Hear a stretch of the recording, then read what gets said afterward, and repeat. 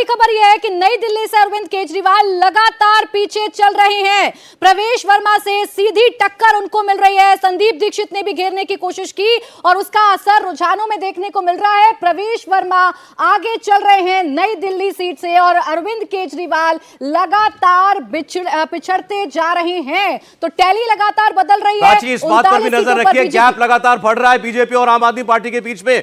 अब 12 सीटों का अंतर हो चुका है 40, और आप देखिए रुझानों में तो 36 का आंकड़ा बीजेपी कब का छू चुकी। अगर आप ट्रेंड्स की बात करें तो भारतीय जनता पार्टी उस मैजिक फिगर के ऊपर अब से थोड़ी देर पहले निकल चुकी है। कहानी वही दोहरा लग रही है जो अभी तक बताई जा रही थी ज्यादातर। प्रदीप जी, नहीं, देखिए ट्रेंड उसी ओर जा रहा है। जी। हालांकि फिर कह रहा हूं मैं, जब तक ईवीएम नहीं खुलती उसका ट्रेंड नहीं। टाइम बताइए, 8:40 हो गया है। कितने कब से मानना शुरू करेंगे? 9:30 बजे के बाद। 9:30 बजे से जो ट्रेंड आएगा वो फिर धीरे धीरे पक्का होता है। 10:30 के बाद जो आ जाए ना फिगर सर, वो मान लीजिए लगभग उसको अब तय मान लिया जाए। चले ठीक है, तो देखिए 41 हो गया बीजेपी का आंकड़ा इस वक्त। 28 आम आदमी पार्टी, 34 सीटों का नुकसान। अब सारे 70 रुझान हमारे पास है। व्यूअर्स, आप इंडिया टीवी पर देख रहे हैं सबसे विश्वसनीय और सबसे तेज रुझान। 70 की 70 विधानसभा सीटों पर कौन आगे पीछे, इसकी जानकारी हम आपको दे रहे हैं। कृष्णानगर सीट से बीजेपी आगे हो गई है, यह भी बीजेपी के लिए एक अच्छी सीट है। 41 सीटों पर भारतीय जनता पार्टी आगे, 33 सीटों का फायदा और 34 सीटों का बड़ा नुकसान आम आदमी पार्टी को। प्राची, बिल्कुल, देखिए बड़ी खबर इस वक्त आपको यही बता रहे हैं कि 70 में से 70 विधानसभा सीटों के रुझान सामने आ चुके हैं। 34 सीट का नुकसान आम आदमी पार्टी को हो रहा है। बीजेपी की बात करेंगे तो बीजेपी 41 सीटों पर बढ़त बनाए हुए है। टोटल 33 सीटों का फायदा बीजेपी को हो रहा है।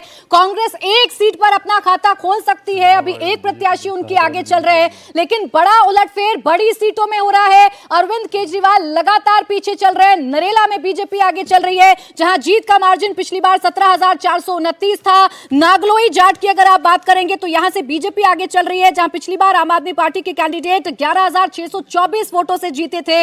इसके अलावा बिजवासन की अगर आप बात करेंगे तो बिजवासन में भी कैलाश गहलोत आगे चल रहे हैं। आरके पुरम में बीजेपी ने बढ़त बनाई है, महरौली में बीजेपी ने बढ़त बनाई है। उधर करावल नगर की बात करेंगे तो कपिल मिश्रा लगातार आगे चल रहे हैं। ये पूरा आंकड़ा है 41 और 28 का। 41 सीटों पर बीजेपी आगे, 28 पर आम आदमी पार्टी आगे चल रही है। और ये सारी सीटें जो हमने आपको बताया, जो आम आदमी पार्टी लूज करती हुई दिखाई दे रही है, या फिलहाल लूज ना कहें पीछे चल रही है, वो अगर आपसे कहें, बहुत अच्छे मार्जिन से आम आदमी पार्टी की जीती हुई सीटें, ज्यादातर सीटों पर मार्जिन जो है वो 10 से 30,000 के बीच का था। एक सेफ मार्जिन से जीती हुई थी। और बहुत सी सीटें तो ऐसी हैं जो 40,000, 50,000, 80,000 तक के मार्जिन से आम आदमी पार्टी ने जीती थी। और आम आदमी पार्टी के नेता यही कहते थे कि हमारा वोट कितना कम हो जाएगा जब इतने अंतर से हमने इन सीटों को जीता हुआ है। अब ये देखें वो मार्जिन की कहानी तो अब थोड़ी लंबी काउंटिंग हो जाएगी तो पता चलेगी।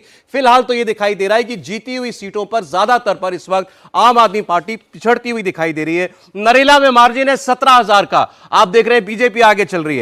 आदर्श नगर में मार्जिन बहुत कम था, 1589 वोटों का, ये बीजेपी इस बार आगे चल रही है इस सीट पर। रिठाला की सीट का मार्जिन मैं आपको बताऊं तो यहां 13,800 का था, बीजेपी इस सीट पर फिलहाल आगे है।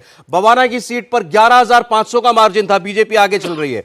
मुंडका की सीट पर 19,000 के वोट से आम आदमी पार्टी जीती हुई थी, इस पर आपको दिख रहा है बीजेपी आगे चलती हुई। नांगलोई जाट में 11,000 के मार्जिन से आम आदमी पार्टी जीती थी, यहां भी आप बीजेपी आगे है। मंगोलपुरी की सीट पर अगर बात करें 12,000 का मार्जिन था, 30,000 का, माफ कीजिएगा, 30,000 के मार्जिन से जीती हुई सीट है ये मंगोलपुरी की सुरक्षित सीट। बीजेपी इस वक्त इसमें आगे चली। रोहिणी बीजेपी के पास ही थी पहले भी। अगर शकूर बस्ती की बात करेंगे, सत्येंद्र जैन यहां पर 7,500 वोट से जीते थे, फिलहाल पीछे चल रहे हैं।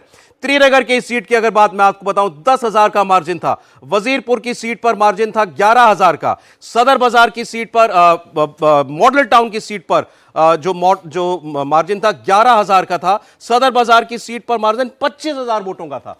तो यह मैं आपको इसलिए बता रहा हूं कि बड़े अंतर से जीती हुई सीटों पर भी इस वक्त आम आदमी पार्टी पिछड़ती हुई दिखाई दे रही है। अब लगभग 45 मिनट की काउंटिंग हो चुकी है।